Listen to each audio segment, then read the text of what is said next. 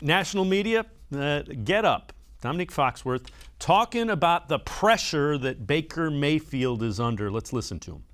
You look at a guy like Baker Mayfield, and while everything is set up, of all the really good young quarterbacks in the AFC, he may have a better team around him than any other. I wonder what you think of the pressure there is on him, considering that and his contract and everything else, to play big this year.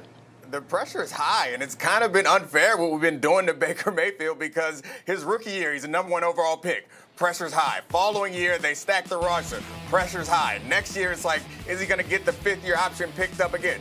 Pressure's high. Again, this year, people are talking about them as a legitimate contender for the Chiefs, and the pressure is high. I'm not sure any quarterback has started their career with as much pressure as Baker Mayfield has every year. And again, I don't know that it feels like it's unfair to do as a person, but I'm not sure it's unfair analysis. Like, we understand that this team has no real major holes. They filled the secondary issue with some players that they picked up off of the Rams. The only thing that could take them to the next level right now, I think, is a less run-based, play-action-based offense and more Baker Mayfield in the pocket picking people apart. And if Baker's going to do that, then they are just as good as the Chiefs. But I'm not sure that Baker has that capacity in him. Well, the only thing I would say to that is, again, first time that he's in a system for a second year in a row, and he has a lot better coaching than he had the first couple of years as well.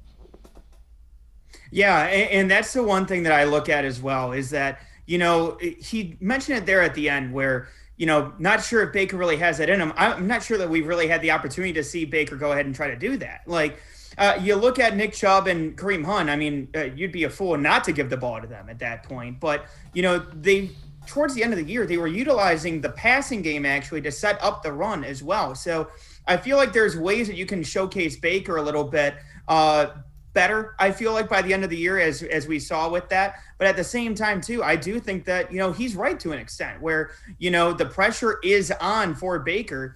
Because, again, I think that for him, as much as we talk about, Nick Chubb being a key cog in the offense, I think that you look at the other side of things and, Baker at this point, I think that Baker obviously is the one who makes this thing run. And I think that his ability to hit deep and as well as accurately in the short areas, I think that he's somebody where if Baker doesn't go, or if this doesn't necessarily work out as well for Baker and he doesn't take that next step, I think that there might be a little bit of struggle. But at the same time, I do expect that out of Baker because of the way that you saw in the second half of the year. As he got comfortable in the offense, you saw the offense evolve and get bigger, stronger, and better.